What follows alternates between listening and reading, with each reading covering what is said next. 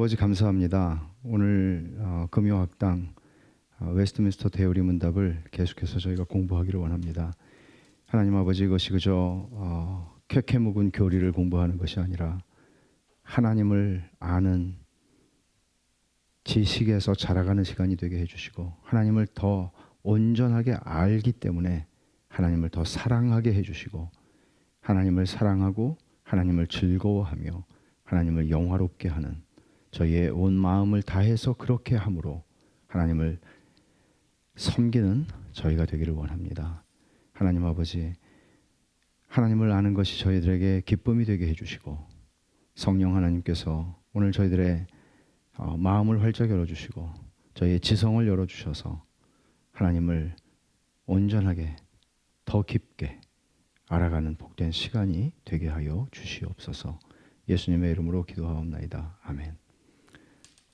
오늘 여섯 번째 시간이죠. 여섯 번째 시간인데 하나님의 작정이라고 하는 주제를 다루게 됩니다. 12문에서 14문까지인데요. 하나님의 작정이라고 하면 여러분들은 어떤 생각이 드십니까? 이 말 자체가 굉장히 딱딱한 말이죠.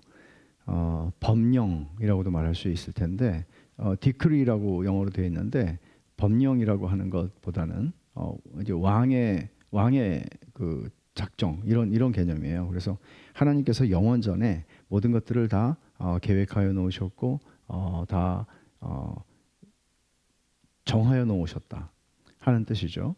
이걸 오해를 하면은 어떤 사람들은 운명론이라고 오해를 할 수도 있을 것이고, 어떤 사람들은 하나님의 작정이라고 하는 것을 그냥 막연하게 생각해서 결국은 다 정해져 있는 거 아니야? 결국은 우리는 그냥 그 하나님이 정해놓으신 대로 그냥 따라가는 거 아니야? 이런 식으로 이제 생각한단 말이죠.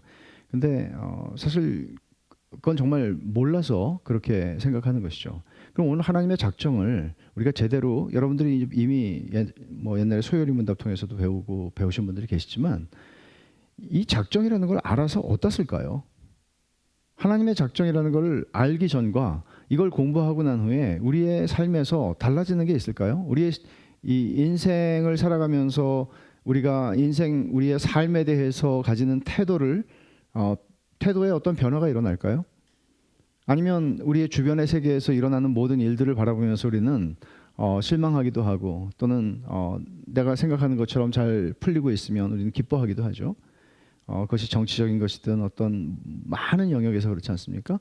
근데 이런 것들에 대해서 우리가 하나님의 작정이라는 이 주제를 제대로 성경에서 가르쳐주는 대로 배운다는 것이 우리에게 어떤 변화를 가져올 것인가 중요하죠. 그런 면에서 말하자면 하나님의 작정이라는 것을 그냥 우리가 하나님의 작정은 이런 것입니다, 대우리 문답을 외워서 그냥 이해하는 것이 외워서 그냥 받아들이는 것이 아니라 이걸 배워서 우리에게 유익한 것이죠.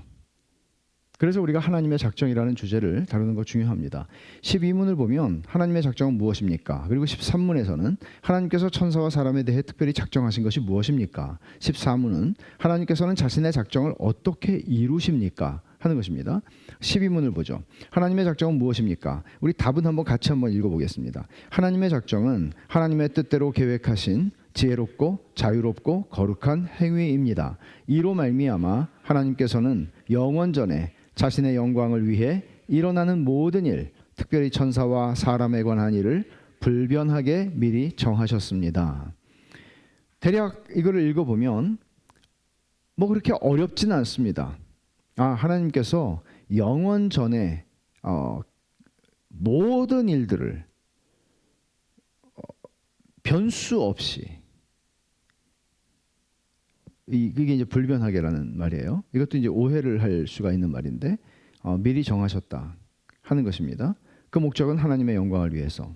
그럼 하나하나 좀 살펴보죠. 하나님의 작정이 무엇이냐? 이것을 제가 웨인 그루뎀이라고 하는 신학자의 그 정의를 좀 빌려왔습니다. 하나님의 작정은 창세 전부터 발생하는 모든 일들이, 창세 전부터예요. 그러니까 하나님께서 태초에 천지를 창조하시죠. 그때부터 모든 일들이요, 발생하는 모든 일들이 일어나도록 결정하신 하나님의 영원한 계획을 가리킨다. 이 교리는 섭리교리와 비슷하지만 여기서는 하나님의 섭리적인 활동보다는 창세전에 있었던 하나님의 결정에 초점을 맞춘다. 하나님의 섭리상의 활동은 이미 오래전에 있었던 영원한 작정을 수행하는 것이다. 그러니까 여러분, 이 작정이라고 하는 말은 굉장히 큰 개념이에요. 그러니까 뭐보다 큰가 하면 섭리보다 커요. 섭리라고 하는 것은 역사상에 일어나는 모든 것들을 하나님이 당신의 지혜와 능력을 가지고 일을 다 이루어 가신다는 거잖아요. 근데 그것은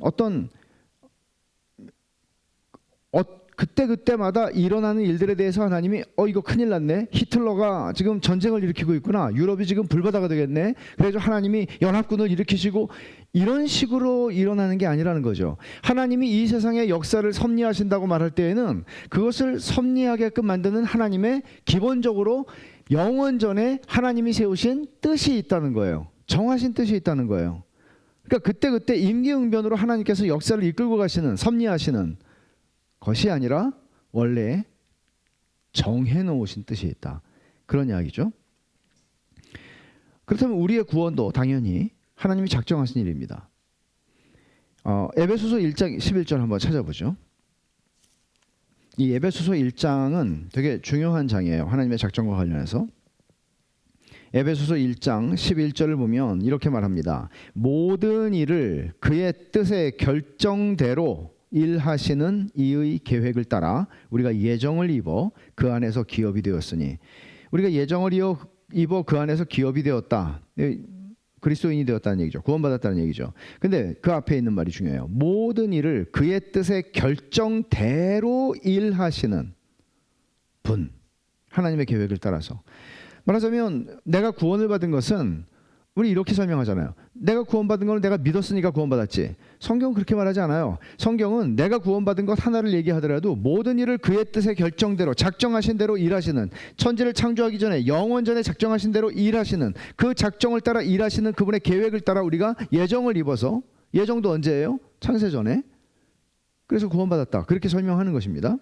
자, 조금 더 가보죠. 하나님의 작정의 특성을 이 12문에서는 세 가지로 얘기를 합니다. 지혜롭고, 자유롭고, 거룩한 행위다. 어떤 의미죠? 지혜롭다는 것은 인간의 지혜로 하나님을 판단할 수 없고, 하나님의 지혜는 바른 목적과 바른 결과를 만들어내기 위해서 하나님께서 행사하시는 바른 권리다라고 얘기를 해요. 그러면 로마서 11장을 한번 가봅시다. 바울 사도는 아마 로마서처럼 우리의 구원의 경륜에 대해서 아주 잘 설명한 이 책은 없을 거예요. 가장 그거를 정교하게 잘 설명한 것이 로마서인데, 로마서 11장 33절에서 바울 사도는 그걸 쭉 설명하다가 가슴에서 터져나오는 찬송을 하나님께 외칩니다. 깊도다 하나님의 지혜와 지식의 풍성함이요 그의 판단은 헤아리지 못할 것이며 그의 길은 찾지 못할 것이로다. 누가 주의 마음을 알았느냐, 누가 그의 모사가 되었느냐.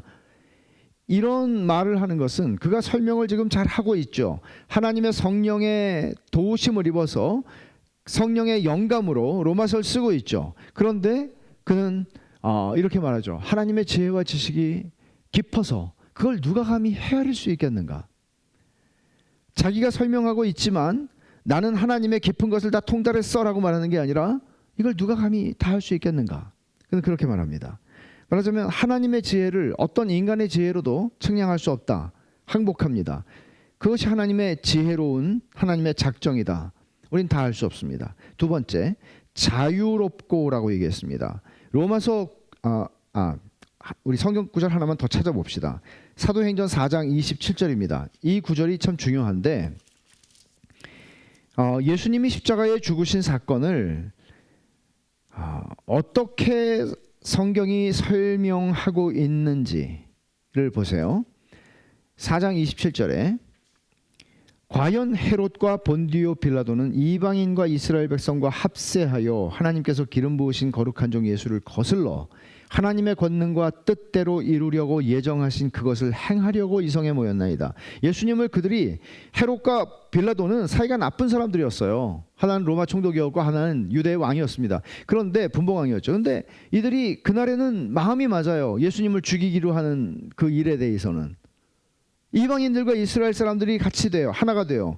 그래가지고 뭘 한다. 예수님을 죽였다는 얘기를 하는 건데, 여기 28절에 뭐라고 그래요? 하나님의 권능과 뜻대로 이루려고 예정하신 그것을 행하기 위해서 하나님이 예수님을 십자가에 못 박아 죽이시겠다고 작정하신 그 일, 그 작정이 있었다는 거죠. 그 일을 하기 위해서 이들이, 그러면 그 사람들은 하나님의 작정을 이루겠다는 의도를 가지고 모인 건 아니잖아요. 그들은 악행을 하기 위해서 모인 거예요. 근데 그 악행을 하기 위해서 모인 사람들이 한 마음이 돼요. 그래서 결국 하나님의 작정을 이루는 것이다. 이게 지금 성경이 설명하고 있는 방식이에요. 그러면 이게 운명론하고는 다르구나 라는 걸 생각하게 되는 것이죠. 이게 하나님의 지혜라는 것입니다. 자유롭고라고 얘기를 하는데 로마서 9장도 역시 하나님의 주권과 하나님의 작정에 대해서 많은 것을 얘기해 주고 있는 성경인데 로마서 9장 15절을 보면 이렇게 말합니다. 모세에게 이르시되 내가 긍휼히 여길 자를 긍휼히 여기고 불쌍히 여길 자를 불쌍히 여기리라 하셨으니, 이 말씀을 하는 것은 뭔가 하면 13절 한번 더 보세요. 13절을 보면 기록된 바 내가 야곱은 사랑하고 에서는 미워하였다 하신 것 같으니라. 11절 보세요. 앞으로 조금씩 합니다. 그 자식들이 아직도 나지 아니하고 무슨 선이나 악을 행하지 아니한 때 택하심을 따라 되는 하나님의 뜻이 행위로 말미암지 않고 오직 부르시는 이로 말미암아 서게 하려 하사. 자식들이 태어나지 않았어요. 리브가의 뱃속에 있어요. 근데 하나님께서 이 사람들이 착한 사람이 될지 나쁜 사람이 될지 몰라요. 근데 하나님께서 뱃속에서부터 내가 야곱을 사랑하고 에서를 미워하였다. 그리고 하나는 하나님이 긍휼을 주시기를 작정하셨고 하나는 진노의 그릇으로 작정하셨다. 그렇게 얘기를 하는 거죠. 그럼 이런 얘기를 들으면 사람들은 대번에 기분이 상합니다. 아니 이게 뭐야? 내 운명이 태어나기 전부터 결정되어 있었다고? 이런 식의 반응을 하게 되는 것이죠. 근데 여기서 지금 얘기하고 있는 것은 뭔가 하면 하나님의 이 작정이라는 것은 자유로워서 그 누구도 하나님에게 이렇게 해라 저렇게 해라 말할 수 없고 이런저런 요구를 할 수 없으며 그게 하나님이세요. 그런 분이 하나님이세요. 그러니까 여러분 예를 들어서 제가 어디서 그냥 주워 들은 소리인데 H그룹에, 한국의 큰 재벌 그룹에 그 회장님 방에 뒤에, 회장님 의자 뒤에 아주 무지무지하게 그 정말 엄청난 명화가 걸려 있대요. 근데 그 명화를 본 사람은 아무도 없대요. 왜냐면 회장님 방에 들어갈 때부터 이렇게 고개를 숙이고 들어갔다가 고개를 숙이고 나오기 때문에. 그게 있대요. 근데 말하자면 회장님의 존재도 회장님의 존재도 감히 회장님 이렇게 하시면 안 되지 않습니까? 혹은 회장님 제 생각에는 이게 좋을 것 같은데요. 이렇게 얘기할 수 없는 회장님이 계시다면 회장님의 존재도 우리가 하나님에게 하나님 구원은 이렇게 하셔야죠. 하나님 이거는 좀 말이 안 되는 거 아닙니까? 이렇게 말할 수 있는 존재가 없다는 거죠. 자유로우시다는 거예요. 그래서 여기 보면 하나님의 작정에 영향을 미치는 요소나 변수는 존재하지 않으며, 그러니까 하나님이 누군가에게 미안해서 넌 내가 이렇게 봐줄게. 내가 너한테 좀 빚진 게 있으니까 이렇게 할 수 있는 요소가 전혀 존재하지 않는다. 그리고 하나님은 당신의 절대 주권에 기초하여 작정하신다. 절대 주권이라는 말도 많은 그 자연인이라고 얘기하는 거는 거듭나지 않은 사람의 마음을 얘기하는 것입니다. 사람을 얘기하는 거예요. 자연인, 거듭나지 않은 사람이에요. 그러면 자연인의 심성에는 이 주권이라고 하는 말이 굉장히 거슬리는 말입니다. 주권, 하나님의 주권. 이것도 또 우리가 하나님의 주권을 얘기할 때 절대 주권이라고 말하죠. 그러니까 절대 주권이라는 말을 가장 그냥 아주 우리의 일상 언어로 표현한다면 이거죠. 하나님 마음대로. 근데 하나님 마음대로인데 하나님 마음대로 하시는 것이 예를 들어서 칼을 쥐어주면 안 될 사람에게 칼을 쥐어주고 칼을 휘두르게 한다면 불안하죠. 권력을 주지 않아야 될 사람에게 권력을 준다면 불안하죠. 그러나 하나님에게 절대 주권이 있다는 것은, 하나님이 마음대로 하실 수 있다는 것은 세상에 이것보다 더 우리를 편안하게 하는 것은 없습니다. 만약에 하나님이 성경이 말씀하고 있는 진짜 그런 하나님이라면 주는 선하사 선을 행하시오니, 시편은 그렇게 말해요. 주는 선하사 선을 행하시오니. 그리고 하나님은 내 지혜로 할 수 있는, 내가 내 지혜로 내 인생을 설계하고 내 지혜로 인생을 정말 어떤 고통이나 고난이나 이런 것들을 겪지 않고 인생을 기가 막히게 살아가며 내 자식들의 세대에도 고난을 절대로 겪지 않도록 내가 내 인생을 설계할 수 있는 지혜로운 사람이라고 자신할 수 있어도 그 지혜는 다 깨지기 마련이죠. 인생을 살다 보면. 근데 하나님 무한히 지혜로우시고 무한히 선하시고 그 하나님께서 작정하셨다는 것입니다. 자유롭게. 세 번째, 거룩한 행위다. 로마서 9장 13절 14절 아까 우리 13절은 읽었는데 같은 말이에요. 14절에는 그런즉 우리가 무슨 말하리요? 하나님께 불의가 있느냐? 그럴 수 없느니라. 하나님은 당신의 절대 주권을 가지고 의롭지 않게 불의를 행하시면서 내 마음대로 하겠다는데 너희들이 무슨 상관이야? 그런 식으로 말씀하시지 않는다는 것이죠. 하나님은 무한히 선하신 것을 완전하신 능력을 가지고 그걸 전능하심이라고 그러죠. 그리고 전지하심을 가지고 그 일을 행하십니다. 그래서 그 행위는 거룩합니다. 말하자면 여기에는 어떤 불순물이나 불의함이나 어떤 사악한 의도나 그 어떤 것도 개입될 수 없는, 그 어떤 것도 하나님의 뜻을 방해할 수 없는 거룩한 행위이다. 하나님의 작정은 그렇게 얘기를 합니다. 그렇다면 우리에게 걸리는 문제가 뭐예요? 하나님이 에서는 미워하시고 야곱은 사랑하셨다. 하나님이 여기 로마서 9장 15절에 모세에게 이르시되 내가 긍휼히 여길 자 긍휼히 여기고 불쌍히 여길 자 불쌍히 여겼다. 그러면 하나님 이게 말이 됩니까? 하나님 왜 하나님 마음대로 하십니까? 이렇게 말한단 말이에요. 그러면 하나님이 이렇게 하시는 그 행위가 거룩하고 지혜롭고 자유로운 행위라는 거예요. 이게 작정입니다. 조금 더 보죠. 작정의 시기와 의미. 언제 작정하셨다고 그래요? 영원 전에라고 얘기를 했습니다. 그리고 불변하게 미리 정하셨습니다 라고 얘기하죠. 영원 전에 미리 정하셨기 때문에 작정은 모든 일의 시작이고 작정에 선행하는 사건은 존재할 수 없습니다. 그러니까 태초에 하나님이 천지를 창조하시니라 그 전에 작정하셨단 말이에요. 그러니까 모든 것들이 창조하신 것도 하나님의 작정에 의해서 하신 것이고 그 많은 사람들이 질문하는 선악과는 왜 만들어서 선악과를 따먹게 했습니까 하는 질문, 모든 것들이 하나님의 작정 가운데 있었다는 거죠. 말하자면 선악과를 따먹었기 때문에 하나님께서 급히 플랜 B를 가동하신 게 아니란 말이에요. 작정이다. 영원 전에 불변하게. 작정에 선행하는 사건은 없죠. 그리고 또 하나, 범사에 이 세상에서 일어나는 모든 일, 참새 한 마리 떨어지는 것까지 포함해서 모든 일에 우발적이거나 우연히 발생하는 일은 없습니다. 그래서 우리가 보통 일상적으로 관습적으로 우연히 만났어. 우리가 그렇게 말할 수 있죠. 우연히라는 표현을 쓰잖아요. 그 자체가 무슨 뭐 우리가 의미를 가지고 쓰진 않죠. 그러나 사실 생각해 보면 그리스도인들에게는 우연히 그거는 내가 의도치 않게 만났다는 뜻이죠. 우연히 발생하는 일은 없습니다. 그리고 우발적으로 내 인생에 일어나는 일도 없습니다. 그것은 내 인생과만 관련해서 그런 것이 아닙니다. 역사가 그렇습니다. 아마 어떤 분들은 불편한 분들이 있을지 몰라요. 대통령 선거의 결과에 대해서. 그러나 그것도 하나님의 작정 안에 있는 것입니다. 이런 것들은 하나님의 작정에 대한 이런 우리의 믿음은 적용을 또 잘해야 돼요. 적용을 잘해야 되는데 우리를 수동적이거나 우리를 아무것도 하지 않고 살게 만들지 않습니다. 잘못 적용하는 것이고 그것은 조금 더 가볼까요? 작정의 목적이 있습니다. 여기 그 본문 12문의 내용에 작정의 목적을 자신의 영광을 위해라고 말씀하고 있습니다.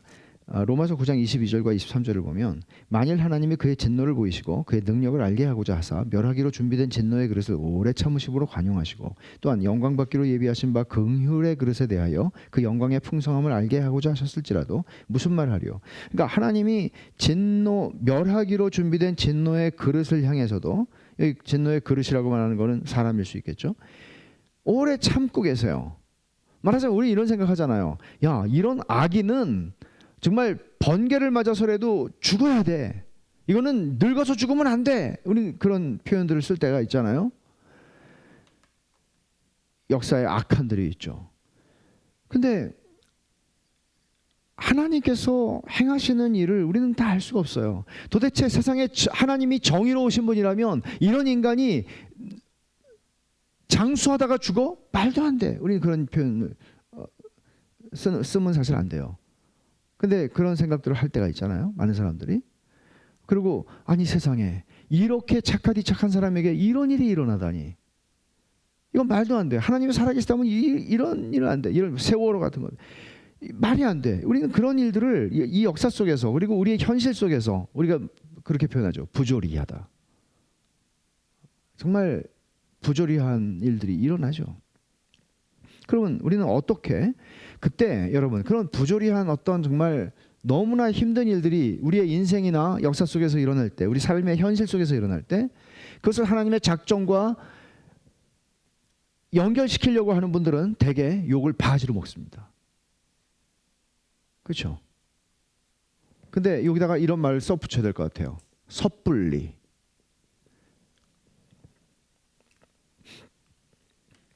그러나 하나님의 작정을 피해갈 수 있는 건 없습니다. 섣불리 해서는 안 되겠죠. 그렇다면 어떻게 우리가 이걸 연결시킬 수 있을까요? 우리의 인생에서 일어나는 일 그리고 우리의 역사 속에서 일어나는 우리가 보는 모든 이건 말도 안 돼. 이런 일이 어떻게 일어날 수 있어? 전쟁도 그렇고요. 뭐 이런 게 한두 가지겠습니까? 있습니다. 자, 이런 이해하거나 납득하기 어려운 일들조차도 자신의 영광을 위해서 작정하신 거라고?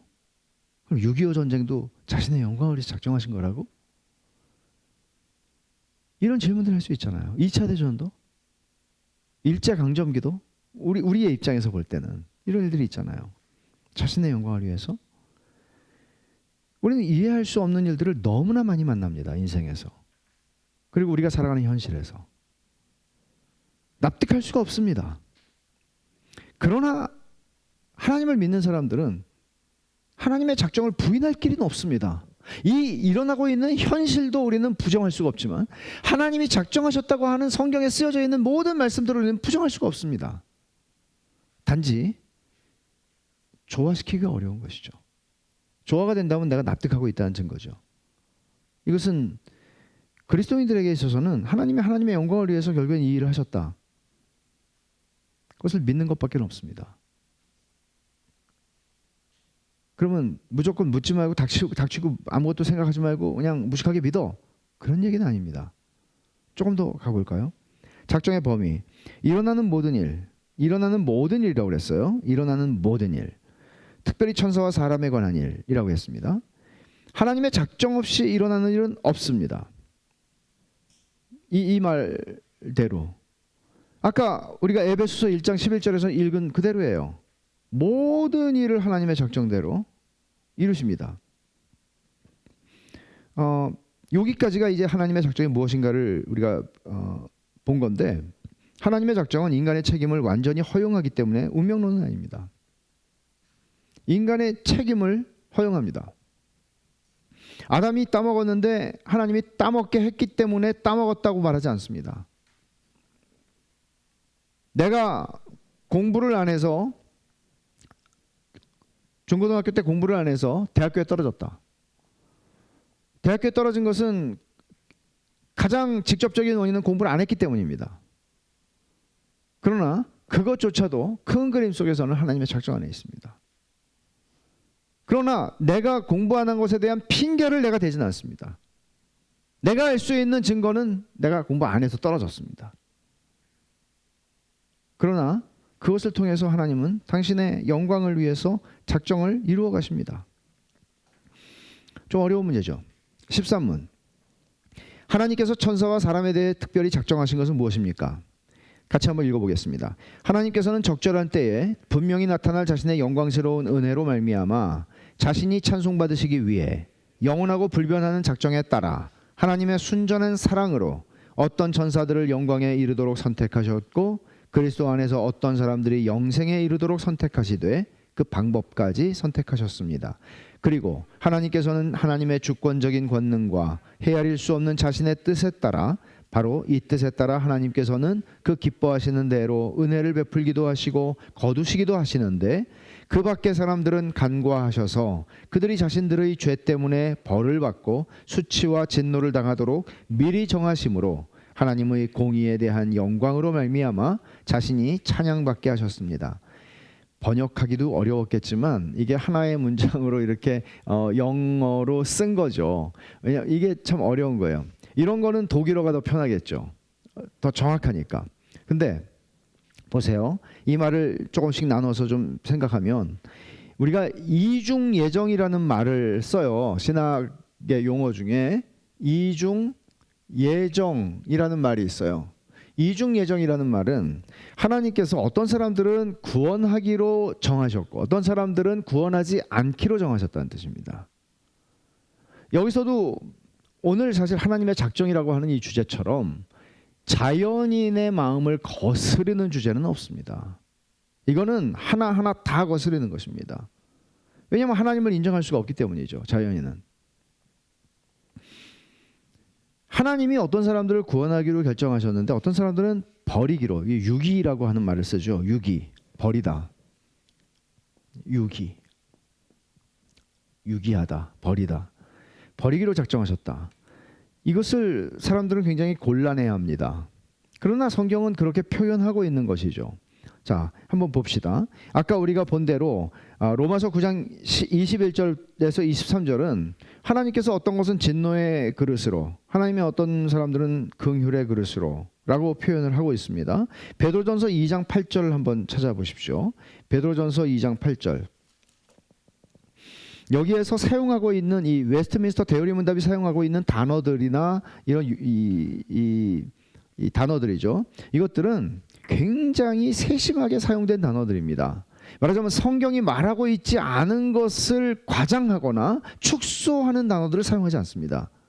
성경이 말하고 있는 그 용어들을 사용하고 말하고 있지 않은 걸 말하고 있지 않습니다. 그래서 베드로전서 2장 8절을 보시면 또한 부딪히는 돌과 걸려 넘어지게 하는 바위가 되었다 하였느니라. 그들이 말씀을 순종하지 아니함으로 넘어지나니 이는 그들을 이렇게 정하신 것이라. 지금 여기서는 구원받지 못한 사람들을 설명하고 있는 거예요. 그들이 걸려 넘어진 거예요. 근데 그 걸려 넘어진 건 뭔가 하면 예수 그리스도가 걸려 넘어지게 하는 돌이 된 거예요. 예수 그리스도를 도무지 하나님이고 사람이고 나를 구원하시는 구주라고 믿을 수가 없어요. 그래서 잘 가다가 예수 그리스도 앞에서 그냥 탁 걸려 넘어졌어요. 그리고 순종할 수가 없죠. 하나님의 말씀에. 그래서 그들은 믿지 않게 되는 거예요. 근데 그들을 이렇게 정하셨다고 얘기를 하는 거죠. 여러분 생각해 보십시오. 만약에 성경에서 우리가 걸려 넘어질 만한 모든 요소들과 구절들과 사상들과 개념들을 제거한다면 예수 믿지 않을 사람이 어디 있겠습니까? 납득이 다 되고요.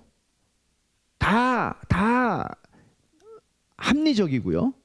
그러면 이성을 가지고 있는 사람이 이성을 조금만 사용해도 모든 것에 끄떡끄떡 해줄 수 있다면 거기에 무슨 믿음이 필요하겠습니까? 성경에는 걸려 넘어지게 하는 돌들이 많습니다. 이 대목 하나하나들이 다 지금 말씀한 것도 마찬가지죠. 그러면 처음에는 천사를 선택했다고 그랬어요. 디모데전서 5장 21절에 보면 하나님 찾아봅시다. 이것도 하나하나 확인을 하는 게 좀 중요할 것 같아요. 디모데전서 5장 21절입니다. 하나님과 그리스도 예수와 택하심을 받은 천사들 앞에서 내가 엄히 명한다. 바울 사도는 하나님과 예수 그리스도 앞에서라고 말해도 되는데 하나님과 그리스도 예수와 택하심을 받은 천사들 앞에서, 그러니까 증인들이 많은 거죠. 택하심을 받은 천사들. 이건 뭐예요? 악한 천사들이 아닌 거죠. 사탄과 그 마귀 무리가 아닌 거죠. 택한 천사들이 있다는 것이죠. 그러나 버림받은 천사들이 있습니다. 사탄과 그 졸개들이죠. 사람의 선택에 대해서 말씀하고 있는 구절을 보면 에베소서 1장 4절인데 조금 달라요. 천사를 얘기하는 것하고는. 에베소서 1장 4절에 그 창세전에 그리스도 안에서 우리를 택하사 우리로 사랑 안에서 그 앞에 거룩하고 흠이 없게 하시려고 사람을 택했다는 얘기를 하죠. 근데 여기서는 그리스도 안에서라는 말을 해요. 왜? 우리는 하나님이 택하신 것은 우리는 구원을 받는 개념이기 때문에 그리스도 밖에서 일어날 수 있는 것은 없는 것이죠. 그래서 그리스도 안에서라고 하는 말을 쓰고 있습니다. 선택의 방법까지 선택하셨다. 그렇게 얘기를 하고 있어요. 어떻게 하나님이 구원받는 자를 선택하실 것인지, 어떤 방법으로 선택하실 것인지, 그것을 요한복음 6장 10절이 아니고 40절입니다. 잘못 썼습니다. 강의 안에. 요한복음 10장 6장이죠. 6장 40절을 보시면, 자기가 하늘에서 내려온 떡이라 하심으로 유대인들이 예수에 대하여 40절이요. 내 아버지의 뜻은 아들을 보고 믿는 자마다 영생을 얻는 이것이니 마지막 날에 내가 이를 다시 살리리라. 숱하게 많이 나오죠. 그 아들을 믿는 자들, 영접하는 자, 믿는 자. 믿음을 통해서 하나님이 구원하시기로 작정하신 것입니다. 그럼 유기라고 하는 걸 보세요. 지금 선택을 생각했죠. 유기. 논리적으로 우리는 하나님의 선택을 믿는다면, 하나님의 예정에서 선택을 믿는다면, 선택은 받아들이고 유기는 버릴 수 있는, 그러니까 유기는 받아들이지 않을 수 있는, 논리적으로는 그건 불가능합니다. 그래서 여기 뭐라고 썼나 하면, 이 13문 강의 안에 밑에서 세 번째 줄에 그 밖의 사람들은 간과하셔서 구원하지 않으시기로 내버려 두셨다는 뜻입니다. 이게 유기예요. 그래서 베드로전서 2장을 아까 찾아봤죠. 유다서 4절을 한번 찾아보죠. 유다서는 한 장밖에 없죠. 4절에 보면 이는 가만히 들어온 몇 사람 몇이 있음이라. 그들은 옛적부터 이 판결을 받기로 미리 기록된 자니 경건하지 아니하여 우리 하나님의 은혜를 도리어 방탕한 것으로 바꾸고 홀로 하나이신 주제 곧 우리 주 예수 그리스도를 부인하는 자니라. 가만히 들어온 사람들, 교회에 가만히 들어온 거짓 교사들, 이 사람들은 옛적부터, 언제요? 태초 이전부터 이 판결을 받기로 미리 정해진 자들이다. 유기된 자들이라고 얘기를 하는 것입니다. 이것도 역시 무엇을 시사하는가 하면 우리의 구원은 인간 편에서의 조건에 따른 게 아니고 하나님의 주권적인 뜻에 의한 것이다 라는 것을 얘기합니다. 그 이중 예정을 하는 목적을 이렇게 얘기하죠. 이 첫 번째 줄인데 13문의 대답에 하나님께서는 적절할 때에 분명히 나타날 자신의 영광스러운 은혜로 말미암아 자신이 찬송 받으시기 위해서라고 하는 말을 썼어요. 이 말이 제일 중요한 말 같아요. 적절할 때에 분명히 나타날 자신의 영광스러운 은혜. 우리는 그 적절할 때를 아직 만나지 못하고 있는 것이죠. 우리 인생에서도 어떤 크나큰 사건을 만나면, 크나큰 사건을 맞닥뜨렸을 때는 우리는 이게 뭐지? 놀래요. 당황해요. 근데 그 사건이 다 지나간 다음에는 돌아보니까 그게 그런 거였어 라는 걸 알죠. 근데 하나님께서 우리 인생에서 그리고 역사 속에서 적절할 때에 분명히 나타날 자신의 영광스러운 은혜. 그러니까 우리는 선악과를 왜 만드셔가지고 사람이 넘어지게 하셨고, 또 왜 사탄이 그렇게 천사가 타락을 해서 사람을 꼬시게 유혹해서 넘어지게 만들었고, 또는 왜 발람은 빈수기에 왜 등장하며 그런 거짓 선지자, 많은 질문들이 있죠.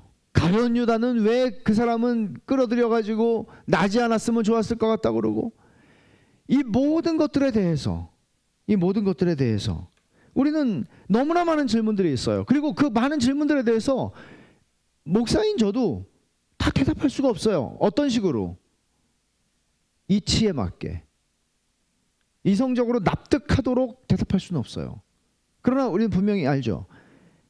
여기서 말하는 적절할 때에 분명히 나타날 자신의 영광스러운 은혜. 전 이렇게 대답을 하죠. 그런 모든 질문들에 대해서 왜 하나님이 지옥을 만드셨습니까? 왜 하나님이 지옥을 만드셔서 영원히 고통받는 사람들을 보시면서 어떻게 행복하실 수 있습니까? 질문이 수도 없이 많죠. 이런 모든 질문들에 대해서 우리는 이렇게 대답할 수 있어요.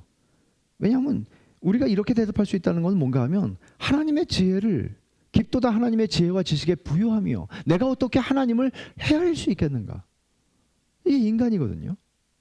그럼 우리는 적절할 때에 분명히 나타날 자신의 영광스러운 은혜. 그렇게 우리는 자연인은 기분 나빠했겠죠. 그리고 예수님을 믿는 사람들 가운데서도 하나님이 왜 이렇게 하셨을까? 이런 생각을 자기 인생에서 할 수도 있고, 또는 어떤 일어나는 일들 속에서 할 수 있겠죠.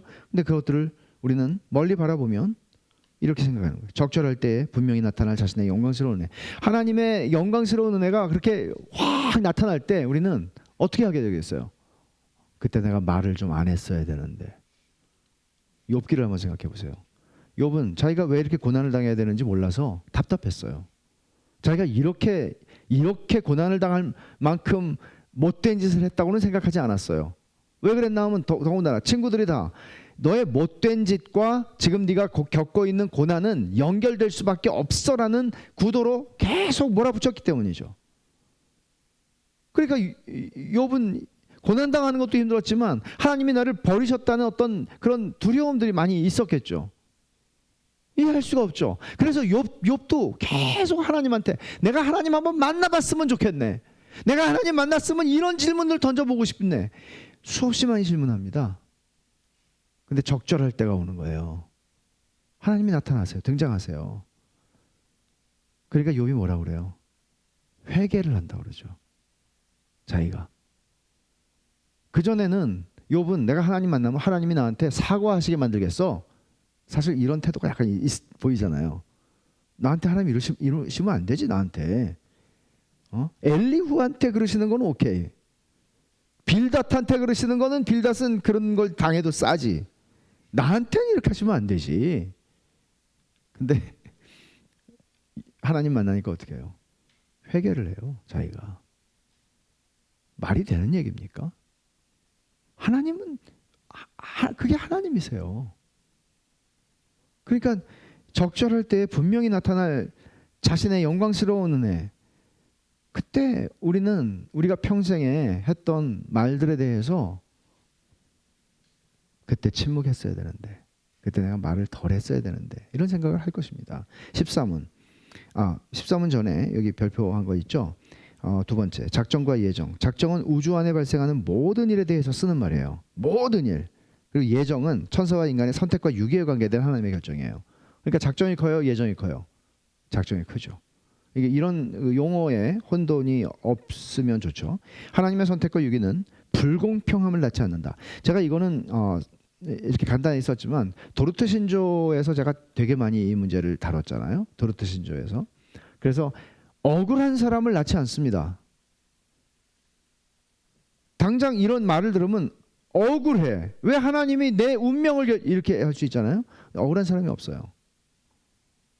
그것이 로마서 1장에서도 모든 입을 닫히게 만든다 하는 표현이에요. 도르트 신조를 다시 여러분들이 이 부분을 좀 들어보셔도 좋을 거라고 생각을 합니다. 13은 하나님께서는 자신의 작정을 어떻게 이루십니까?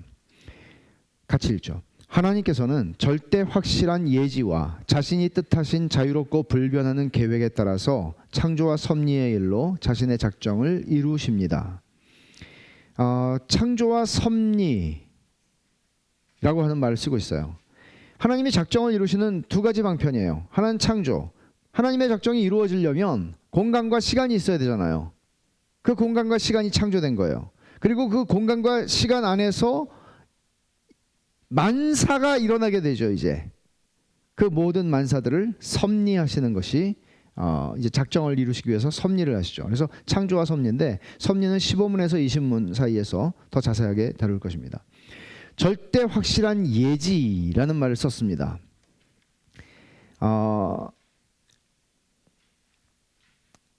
로마서 8장 29절을 잠깐 먼저 읽고 가죠. 로마서 8장 29절. 하나님이 미리 아신 자들을 또한 그 아들의 형상을 본받게 하기 위하여 미리 정하셨으니 이는 그런 많은 형제 중에서 맏아들이 되게 하려 하심이니라. 자, 예지 예정이라고 하는 말이 있습니다. 여러분들이 들어보셨을 수도 있는데요. 이 예지 예정이라고 하는 말은 어떤 뜻인가 하면 성경에서 예지 예정을 말하고 있지 않습니다.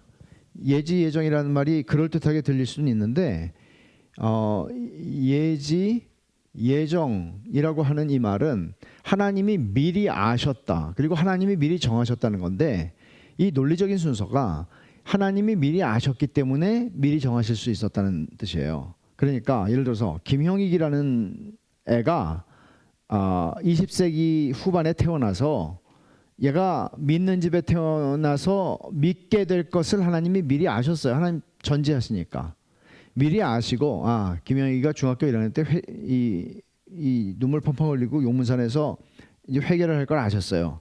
그래가지고 네가 그 용문산에서 울었으니까 너를 구원할 거야라고 정하셨다. 그런 의미로 예지예정이라는 말을 쓰는데 성경은 그렇게 말하지 않아요. 지금 우리가 읽은 로마서 8장 29절을 보세요. 미리 아신 자들을 또한 그 아들의 형상을 본받기 위해 미리 정하셨으니, 이 표현은 하나님께서 미리 아시는 것에 근거해서 우리가 어떤 존재가 될 것인지를 미리 아시는 것에 근거해서 우리 이렇게 성경을 해석하게 되면 어떤 결과를 낳게 되나 하면, 행위에 따른 믿음을 행위라고 보지는 않을지라도 우리의 행동에 좌우되는 것이죠. 그게 변수가 되는 것이죠. 그래서 우리는 그렇게 받아들이지 않습니다. 믿을지를 미리 아시고 구원하기로 예정하셨다는 주장이 성경적이지 않습니다. 예지의 근거는 뭔가 하면 예정입니다. 논리적인 순서가 바뀌었다는 것이죠.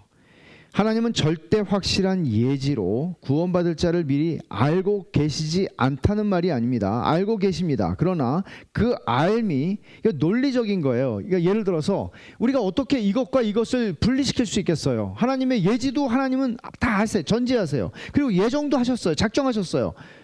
근데 이거를 우리는 분리시킬 수는 없어요. 뭐가 먼저지? 근데 신학적으로는, 논리적으로는 우리가 분리해서 구분해서 이해할 필요가 있어요. 그렇다면, 왜냐하면 예지 예정을 받아들이게 되면 결국에는 그것은 하나님의 작정은 변수 없이 하나님께서 자유롭게 하나님의 지혜로 거룩하게 행동한 것이 아니죠.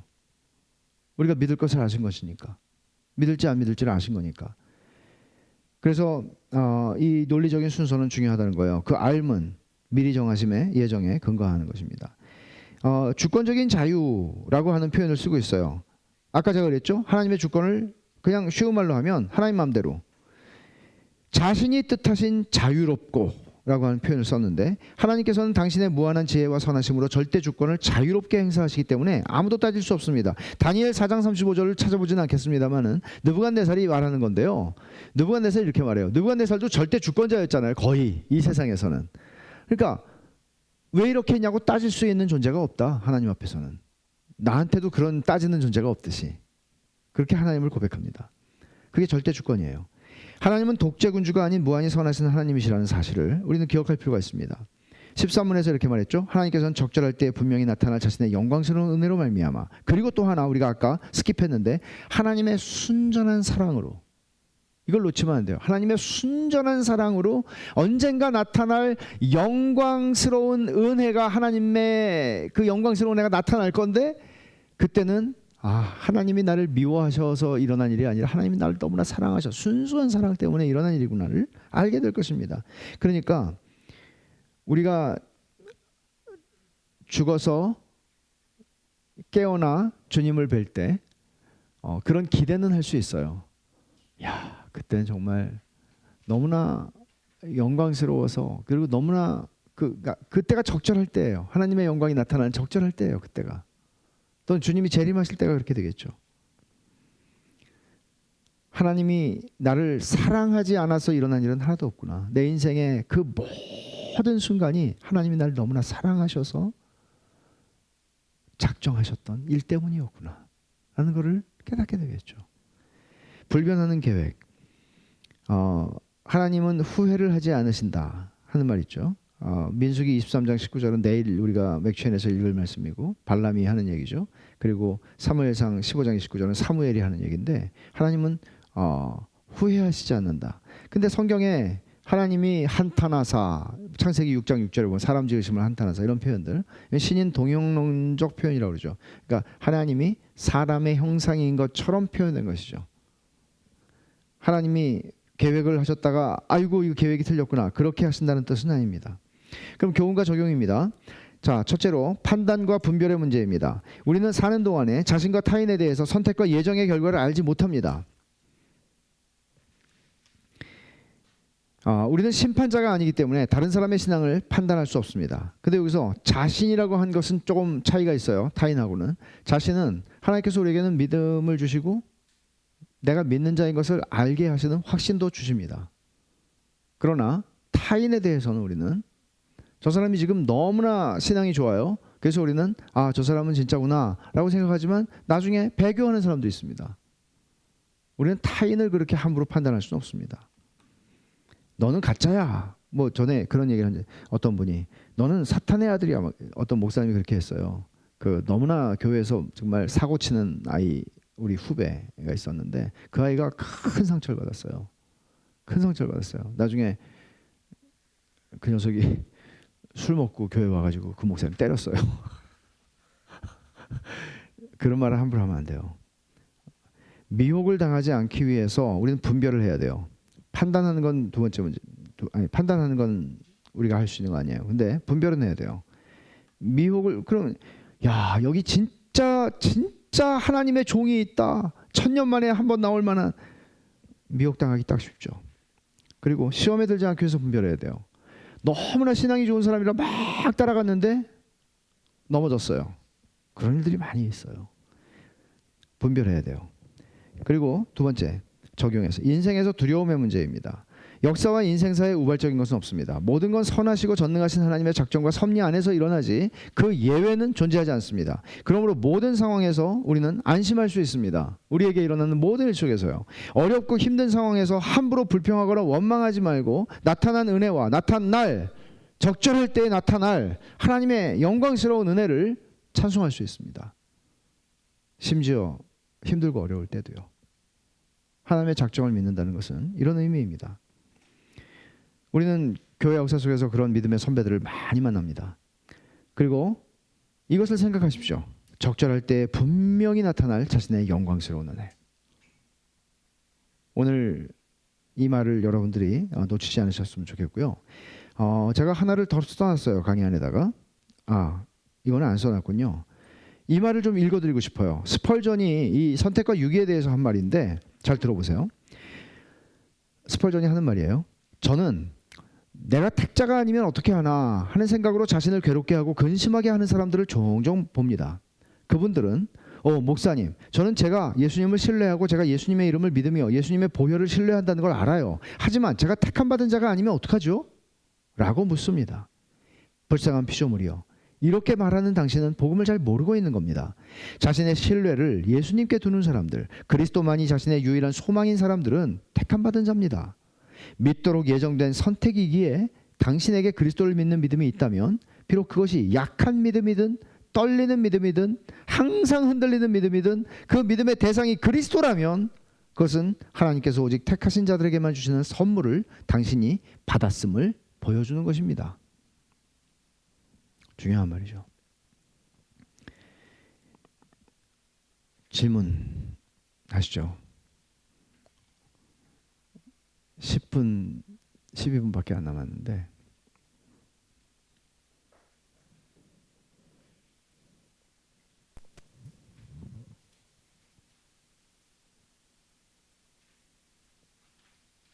질문이 진욱이 같은데 이 세상의 모든 일들이 하나님의 작정은 거룩하고 선한 계획 속에 있고 결점이 없기 때문에 우리가 부조리 하고 이해할 수 없다라고 생각하는 일들을 그렇다고 판단할 수 없고 오직 믿음으로 선하신 하나님의 계획 속에 진행되고 있다라고 이해할 수 있나요? 그렇습니다. 왜냐하면 우리는 사도신경에서 고백하는 게 있잖아요. 저리로서 산 자와 죽은 자를 심판하러 오실 그리스도를 믿습니다. 말하자면 그리스도인들은 최후 심판을 믿는 사람들이잖아요. 최후 심판을 믿는다는 것은 우리가 생각할 때 역사 속에서 심판이 일어나지 않아서 불편하고 인생 속에서 공의가 이루어지지 않아서 불편한 사람들. 아니 저런 악한이 늙어서 죽어? 말도 안 돼. 아니 역사 속에서 심판이 일어나야지. 말도 안 돼. 역사가 부조리해. 라고 말하는 모든 사람들. 기독교 신앙은 저리로서 산 자와 죽은 자를 심판한다는 말은 무슨 뜻이에요?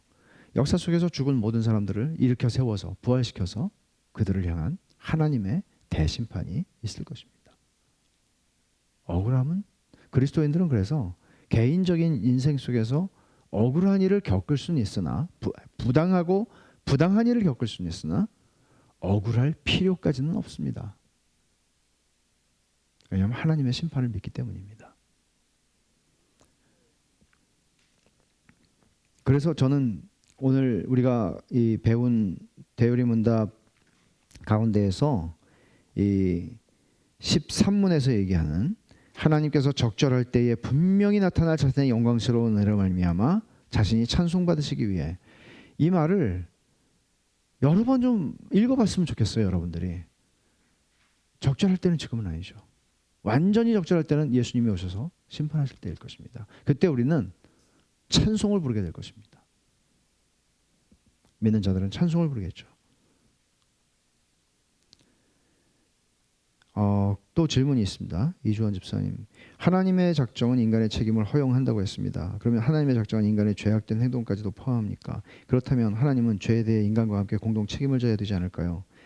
이 부분에 대해서는 너무나 많은 신학적으로 논란이 있는 부분이죠. 물론 아까 제가 여기서 설명한 것처럼 하나님은 죄에 대해서 책임이 없으실 만큼 죄로부터 자유롭게 당신 자신이 모든 일들을 작정하셨습니다. 말하자면 아담이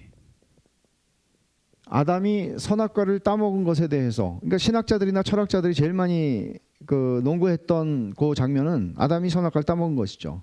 아담이 선악과를 따먹은 것에 대한 책임은 결국 죄의 창시자는 하나님이 아닌가 하는 것입니다.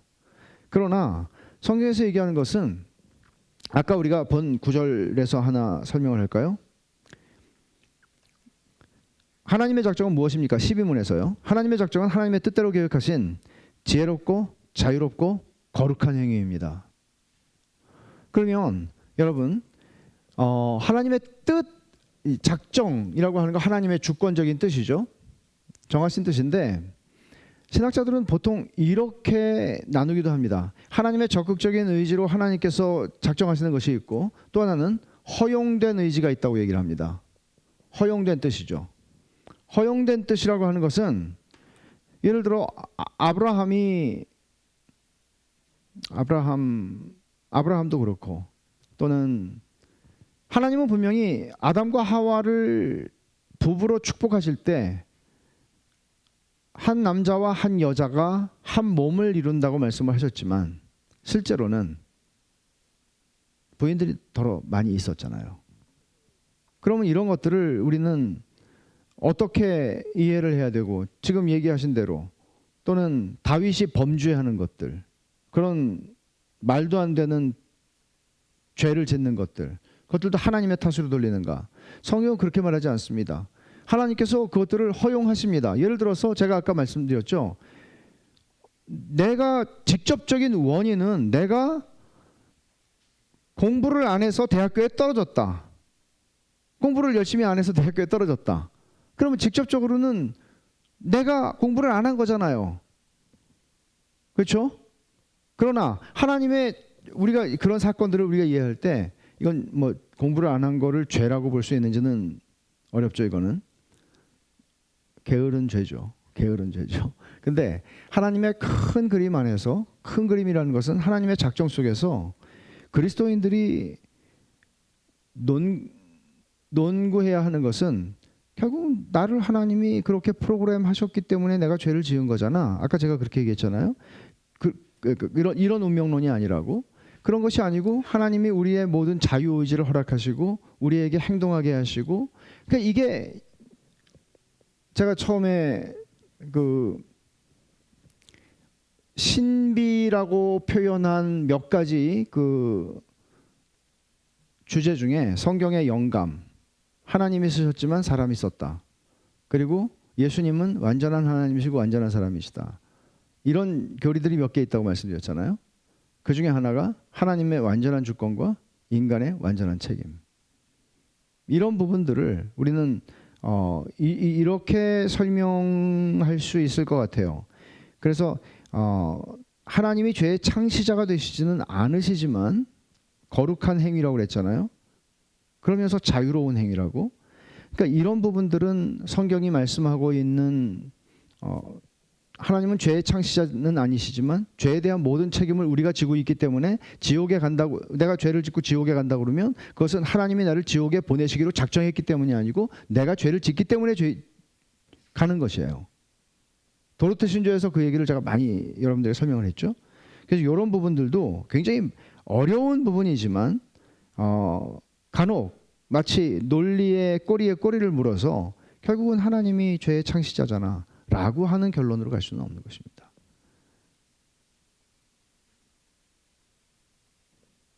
마지막 질문이 될 것 같은데요. 이거는 요즘에 하도 핫한 주제인데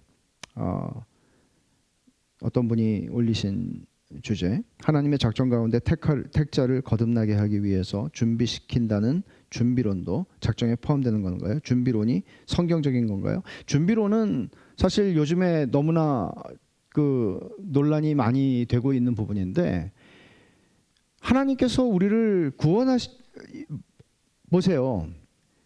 하나님께서 우리를 구원에 이르게 하기 위해서 하나님이 어떤 사람들을 그 마음을 부드럽게 하시거나 그 마음을 준비시키신다는 차원에서 이 모든 것들이 하나님께서 작정하시지 않고 일어나는 일이 있을까요?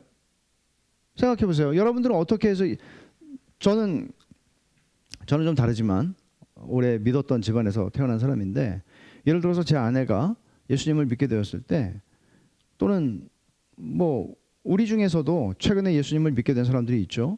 그런 사람들이 허무하고 인생이, 그리고 마음이 가난해지고, 또는 어떤 사건을 만나서 내 마음이 혼란스러워지고 내 마음에 어떤 변화들이 일어나고, 그러면서 내 속에 있는 하나님밖에 채울 수 없는 공간을 발견하게 되고, 그 공간을, 그전에는 그런 공간이 내 안에 있는지조차 몰랐는데,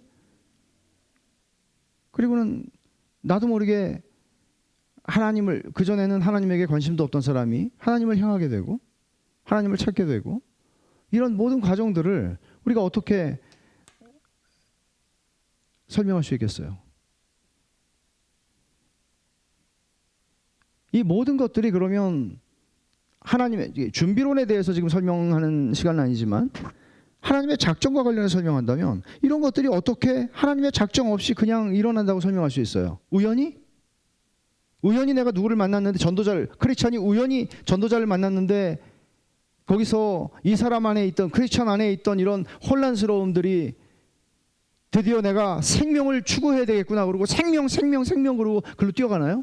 우연히 만나가지고? 그렇지 않죠. 크리스찬의 부인이었던 크리스티아나는 어떻게 해서 그때는 일어나지 않다가 나중에 남편이 떠나고 난 뒤에 마음의 동요를 경험하게 되고, 그런 속에서 자녀들을 데리고 그 생명길로 또 가게 되나요? 이런 모든 것들을 우리는 간단하게 우연히 이렇게 말할 수 없죠. 이 모든 것들은 하나님의 작정 가운데 있는 것이죠. 오늘 설명한 대로.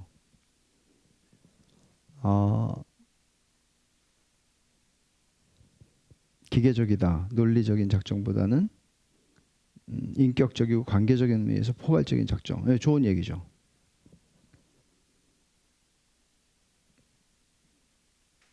그렇지만 이거는 그러니까 기계적이라고 하면은 그건 운명론이 되죠. 그렇지는 않습니다.